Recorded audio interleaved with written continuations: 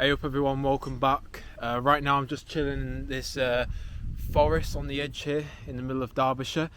That's not me doxing, by the way, I'm literally just passing through, don't worry.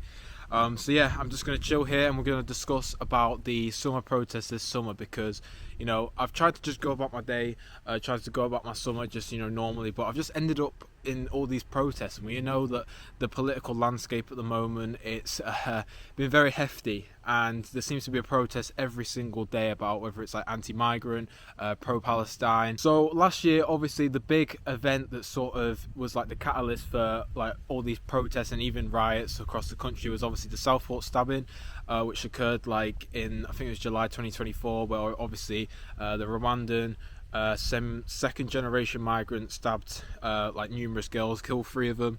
Absolutely horrendous. I remember I was actually near Southport at a time when it happened, and I was speaking to people in the area and they were saying about, oh yeah, we're going out to protest now, we're going out to riot tonight. Obviously this year we haven't really had a major incident like that since. That's probably the worst we've had in absolute years in terms of like terror attacks. I know there's in like the Northern Irish town of Ballymena, there was a few like skirmishes in that, weren't there? Like through riots. I mean to be fair, the Ulstermen are very famous for having a very low threshold to anger. So yeah, it was. Nah, be careful what I say there. Be careful what I say. Also, the other town that's had a lot of like coverage in like the media and that is obviously Epping. They didn't really get to the point of riots, but it was the day that they got the news that the migrant hotels were getting shut down. So that was a great success for them. And that's the thing, you see, like we see all these protests online, all these riots and people getting into confrontations, and like obviously, you know, photons and all of that and cameras are very reliable, but it's best to just, you know, go there yourself and actually see what's happening with your own eyes, because at the end of the day, you know, your own anecdotal experiences are the things that are going to be the actual truth. Because, you know, sometimes we see stuff being filmed on camera, but we don't see what's happening beforehand, we don't see what's happening after, we don't get to speak to the people in person and ask the questions that come to our mind first. It's not authentic like that. So in this video I'm going to mainly be talking about the protest in Manchester that occurred on the 2nd of August 2025. I just happened to be in Manchester when that was happening, and it involved Paul Golding's Britain First Party. There was obviously anti-racism, pro-Palestine, and even like a small Ukrainian protest as well happening when I was there. So I think that's the main, because it was such a big protest, that's the one I'm going to be talking about today. Because basically I just came back from the airport from a holiday, like Manchester Airport, the day before, and I just happened to be passing through Manchester to see a mate of mine.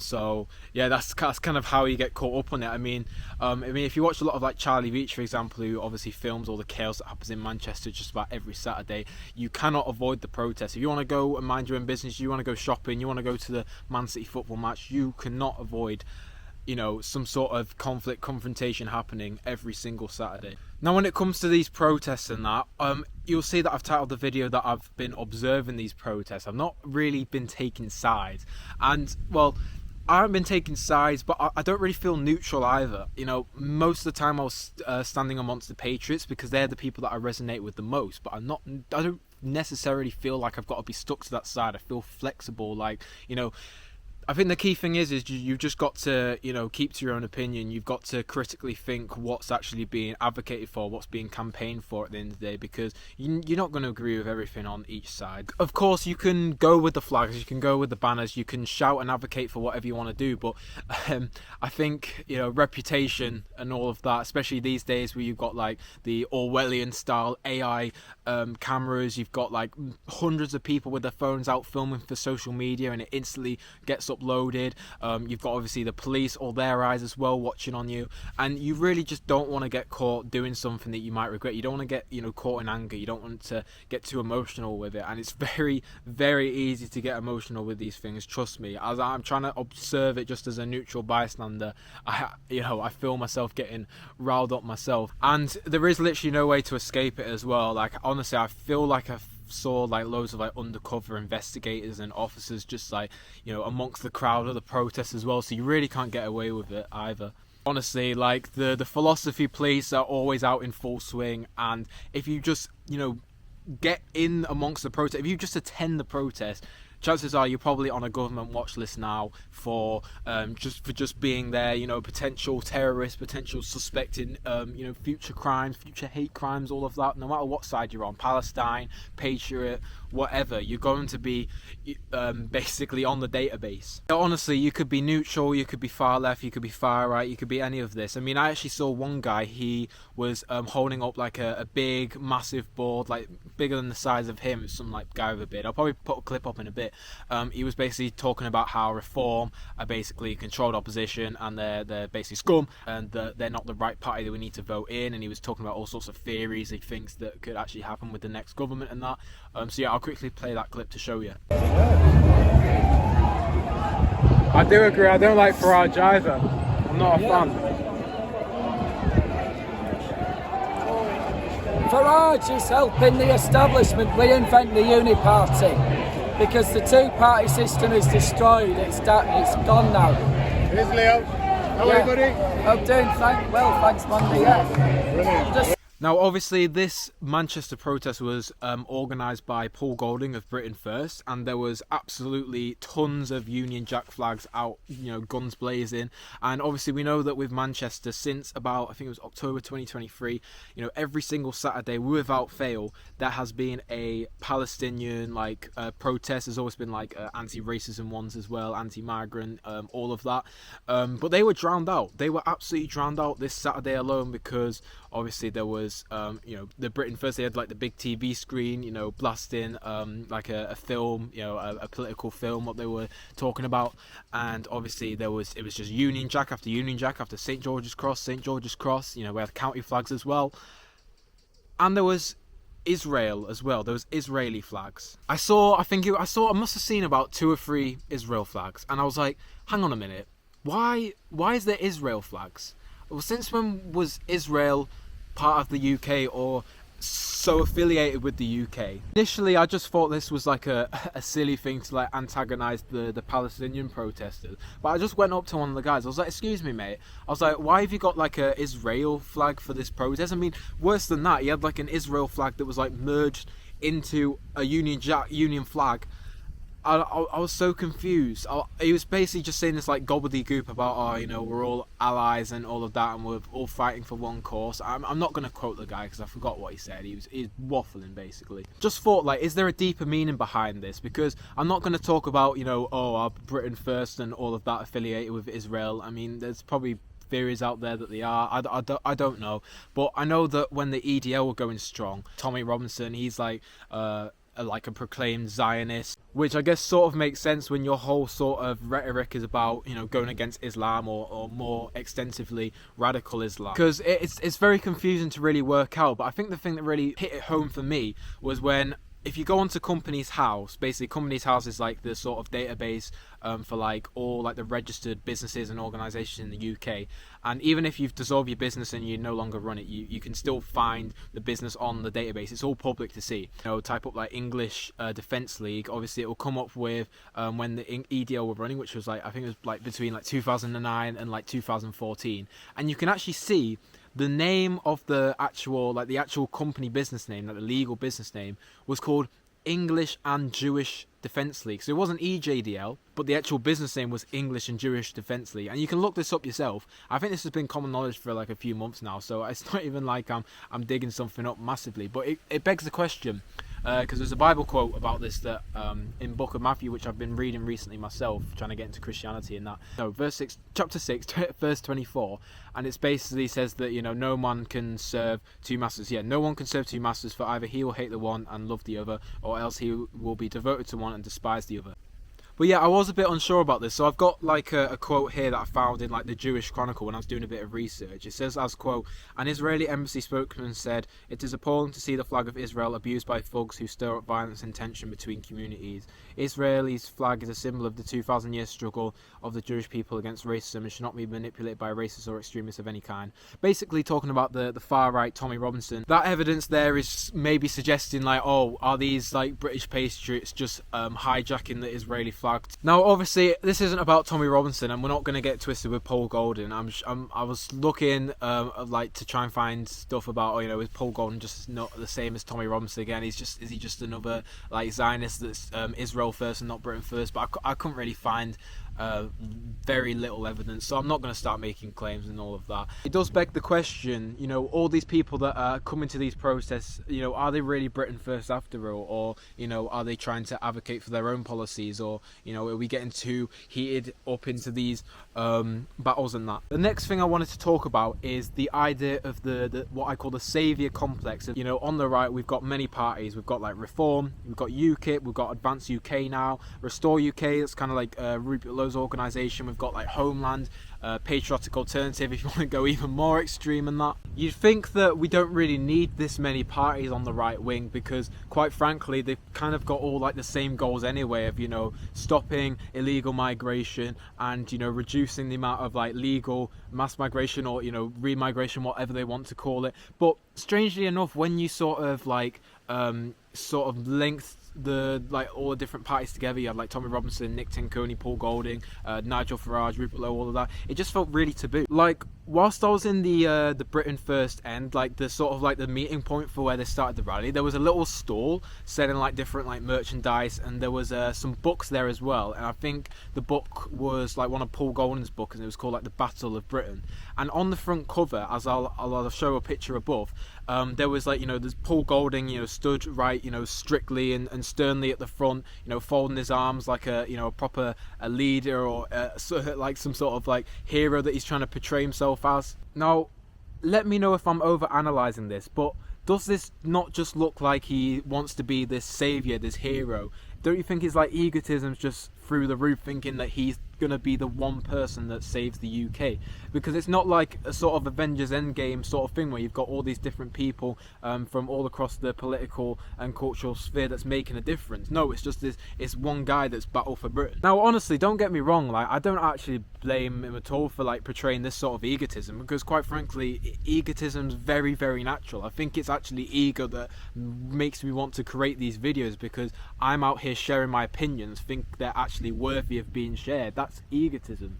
But it's this sort of like saviour complex, which I'd call it, the superiority complex across. I see it with like Tommy Robinson, Nigel Farage, Nick Tenconi, Paul Golding as well, obviously, where it's just like there's no room for potential collaboration, there's no room for potential alliances, because they all want to be the guy, they all want to be the person that has that legacy, that gets remembered for doing the saving Britain from the collapse that it's going through. Like, obviously I actually got a chance to get close up to Paul Golding and meet him and the rest of the Britain First lot, just to help my mate that I ended up going with do some interviews.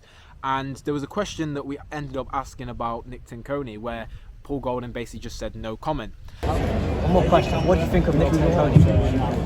No comment. And fair enough, he probably doesn't want to maybe get, misconstrued or taken out of context, edited out of context that he's saying bad stuff. But he could have at least just said like, oh yeah, I've seen what Nick's doing, and we're all got those similar goals, and it's good to see him getting out there to new people, like just something simple like that. Do you know what I mean? Now, I'm not gonna go out there and say how it is, because they've probably had maybe private interactions with each other where they're actually maybe all sound after all. But it does feel like there's some hint of jealousy there, like some competition. They want to be the one that gets all the people in their party. Do you know what I mean? Now, let's discuss the opposing side a bit more, because I haven't, laid very much on that sort of topic, because quite frankly, I don't resonate with much of that side whatsoever. But just from looking at the outside, just from seeing the different people in the protest, the sort of main rhetoric that's being said at the moment is that these are all basically paid by organisations, even government organisations, to be there. They're basically what's called a renter mob. So they're not like locals that are voicing their concern for that local problem that's going on. They're literally being sent in on buses, sent in on trains to basically oppose the locals that are going against the migrant hotels and in the immigration and that. Now, I'm not gonna like pull up all the different faces that I recognise, but I am absolutely with the belief that these are some sort of rent-a-mob protest, because, you know, I've seen different YouTube videos of like people at the different protests around the country. You know, I've been to some myself, and strangely enough, I do seem to recognise the same people at these different protests all around the country.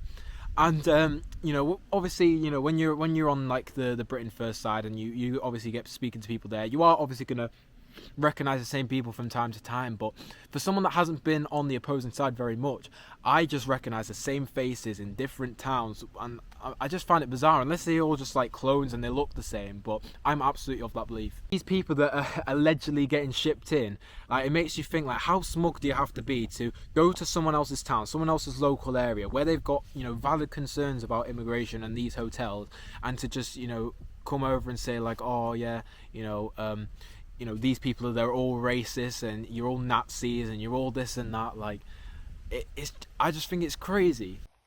Now, this last video that I'm going to show you is an interview with my good mate Sachin, who I was at the event with. Now, Sachin is a British Indian citizen who's from Southall in London, which I believe is like one of the least white British areas of the UK. So he's got a really interesting opinion on this, sort of had like a paradigm shift, and he went through like an identity crisis, you know, the like differentiating himself between British and Indian. So yeah, I'll just let him speak. So I hate being Indian, bro. I saw a lot of crap on some of the meme pages that will come across my feed, and it made me feel as though if I wasn't like the drunk uncle on the wedding, or if I wasn't the what do you call it, just all I'd see was like bad things, let's put it that way. There's things that would make an Indian just hate his own skin color. But then when I went to that first march, I started to do a little bit more research into like my first name and my last name and what it means. And little did I know that this is like the timing was very like weird on this, because like July 27th was the first march, and then Indian Independence Day was 2 weeks later, which is where I'm ethnically from.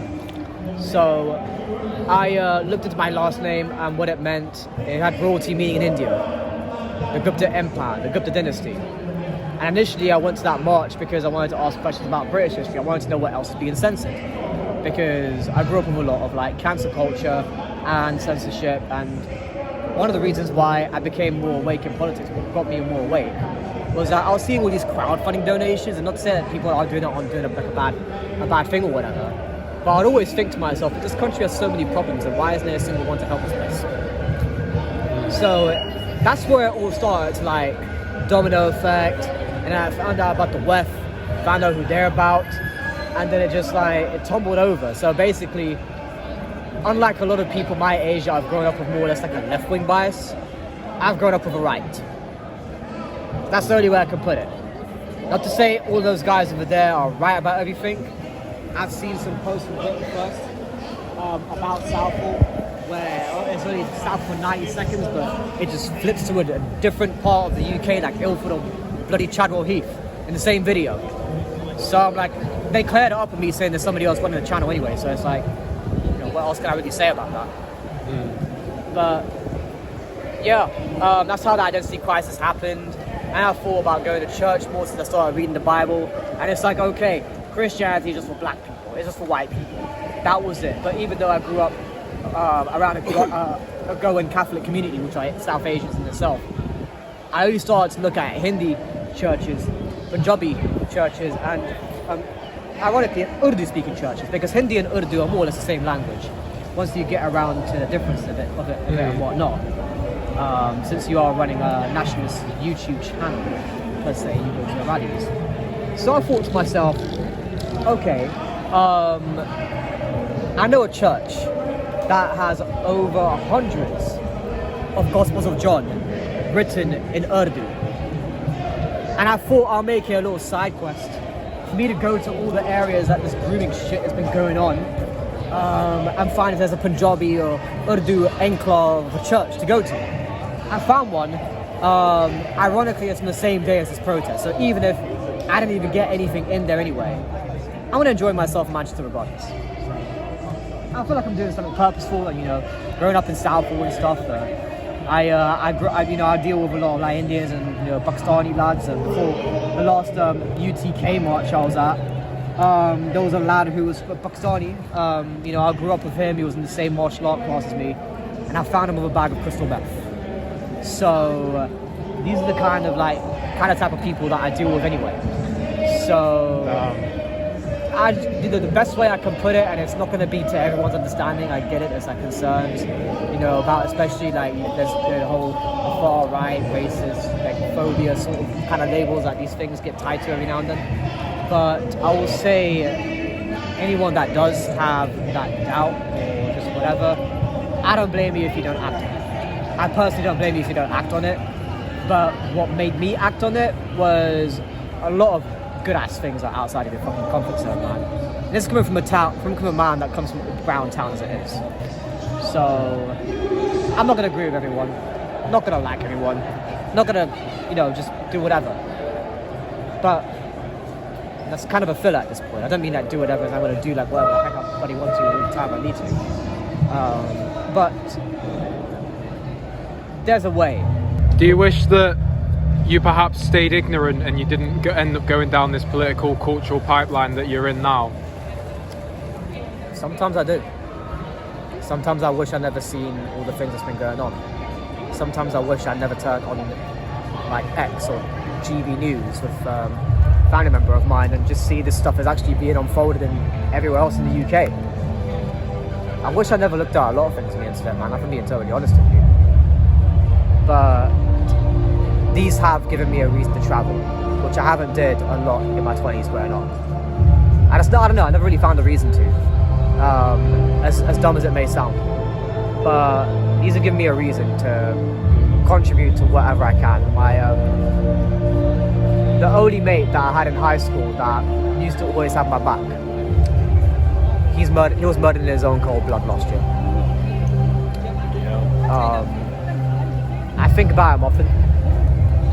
Especially now, since I've started to meet people like Thomas, and he said one thing before he passed away to me. At least the last time I met him, he said he wanted to provide a safer future for children. I wanted to be a teacher out of university. That was what my granddad came to do. And you know, Asian families, I don't know how it is with white families, but Asian families, it's like, okay, you follow, like, that's kind of like a good footpath to follow. But then when I heard about what's going on in primary schools, I'll just say life just seems to have different things for me. So yeah, to answer your question, I wish I never knew about some of this stuff, because I met one of the most wonderful women that I've ever gotten to speak to. My YouTube past was about me trying to be a womanizer at one point. It didn't work out very well, but I met her and then I started to think about this stuff going on. And it's like, look, at this point, like, dudes do dumb shit for love. Do really dumb shit. There's probably a whole column on X or wherever you're posting this, just on a try not to laugh video on lads absolutely losing it. And I'm not talking about the mobs and vagine stuff that you see in the fucking comment sections below. That takes the piss out of them. I'll be real with you, man. That doesn't give Indians a good look. But what I will say is I did, and I keep thinking now, which at first felt like a remote thought to me, what if something were to happen to her? She's going viral. There's people that are out of throat.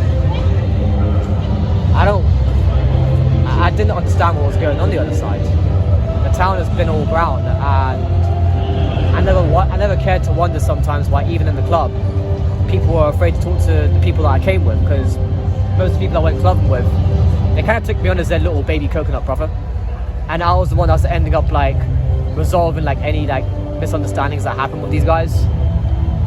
So, you know, just a message to any like, you may have a younger audience than me on here, but if there's anyone that has been affected, or at least knows someone who's been affected, and they're being called like a far right or a racist, even though they're just trying to be more courteous with who they're with and whatever, love doesn't make you a racist. That doesn't make you a racist at all. So So yeah, big up Sachin, what a boyo. Honestly, I'll put his links in the description to his like Twitter and Instagram and that, because he's a great guy to follow. It has like a different perspective on just everything. Like honestly, if you're in London, if you're out and about there, like he'll be your tour guide, he'll be your wingman, he'll be, you know, anything that you want him to be. Absolute, you know, amazing guy. Yeah, just go message him if you need him. And yeah, that's the end of the video, guys. Oh, I.